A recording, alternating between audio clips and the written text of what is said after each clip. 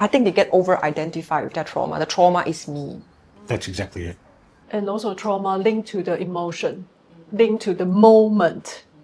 The nucleus of it is the typical CBT thought, behavior, the emotion, the thought, emotion, and the behavior, the meaning that you place into the thoughts, that will then direct the emotions and the actions, right? How you attach meanings. Exactly. So why can't I move on? Typically, very often it is all the meanings that has been placed, even in the here and now, but with footings from the back, from the before, from the experience lives before, what meaning had been put there.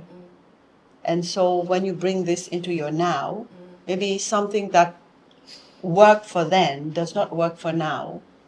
And so this becomes your truth when the question is it truly that?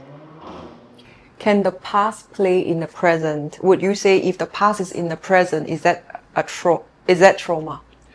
I think in hypnosis therapist, we have internal family method. Nice. So in your body, you have so many characters from along with you for a long time. So those are trauma, those feelings. Actually, it's like when you were children, tied to the situation, tied to the feeling, and then it's try to protect you. So those things still there with you, try to protect you. So during the session, we will try to talk to the inner child. Yeah, and then we talk to them. You know, sometimes it's when feeling got understand by you right now. Understood. Then if you got understood, and then it will gone or release certain symptoms or certain things make you uncomfortable. Right. Okay. If the past is in the present, would that explain hypervigilance, you think? I think it does explain hypervigilance. Hypervigilance, we're talking fight, flight, freeze mechanism. So if you are stuck in that mode from a traumatic experience in the past, and then you get triggers in the present, and you go straight back to that mode. So your nervous system doesn't think it's having a new experience. Your nervous system is reliving its previous stress. Yes. And a lot of times I tell my clients that it's not that you are a nervous wreck. It's because your mind is trying to help you to survive back then when you were a child. But now you're an adult. You are no longer that. You're no longer that child, but that child is still in you, coming up and perhaps trying to strike a conversation in the room with us. This is something that I would. And actually making reference to the family system making reference to our inner child. We all have got these inner voices when I was a child, when I was sitting on that bench, or something happens in the now. Say I am now in a relationship and something goes wrong in the relationship. Immediately I'm transported onto that bench where I was a 5-year-old kid. And so the 5-year-old kid takes over. And so you've got this 5-year-old kid trying to make sense of this adult relationship, and the two just don't go.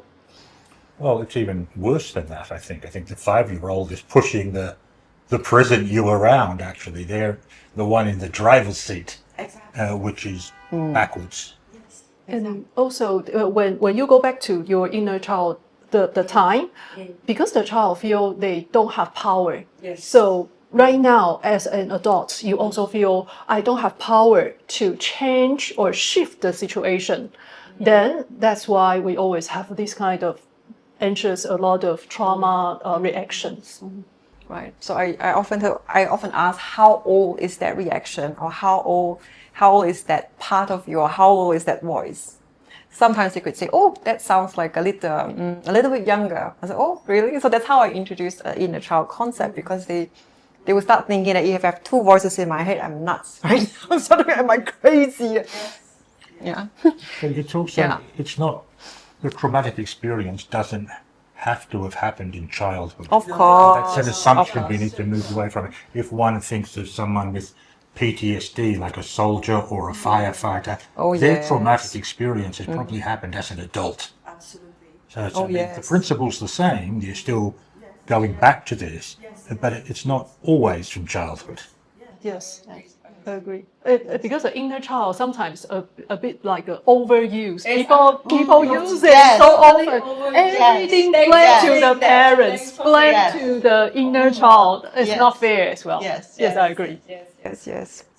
Yeah. How if there is a adult with adult PTSD that's happened in their adult time, how do you usually work with it?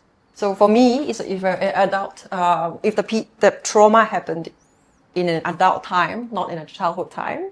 So happens, for example, this firefighter came to me after he was unable to save a child after CPR. So he was dreaming about the moment where he was doing the CPR. He just couldn't get the life back into the child. The pain as a parent, because he was also a parent, so that brings out a lot of association. What if this feels like a child? So he came to me because he had nightmares. He had nightmares at night about I couldn't save my own kid using CPR. It's very interesting for me to watch. But he just couldn't sleep.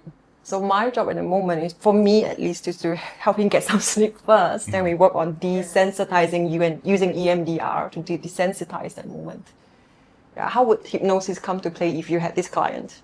If I have this client, I think the first thing I will try to let him still recall the right memory, right? Those are good memory. And then what was the good thing he had done for other children, and then the trauma image and the good image try to combine together, and then make sure he got reduce the trauma feeling. So this is how we can deal with the PTSD. Work around. To remind him that he has actually saved other children too, not just. Yes. Oh, I see. Yeah. And to remind them that that traumatic experience isn't what defines them. Good. Yeah, absolutely. If you let that define you, then you are in trouble. And sometimes that's just a case of broadening the metrics by which they define themselves. Absolutely. So that the whole pillar of their identity is not based on something traumatic, but is based on a whole host of other things as well. And bring them to, from an ACT perspective, to bring them to that place where they can then accept to live with that discomfort. Yes. But knowing that they are not responsible, and knowing, as you say, it doesn't say who they are. The trauma, I am not the trauma. I am not the trauma. And so here comes the point where you help them to, we would say externalize, meaning put it out there and talk to it from out there and not leave it inside. Because the moment it stays inside, it takes ownership. But put it out there so that then we can deal with it face to face and be able to bring to a resolution. It separates you from the trauma. Exact.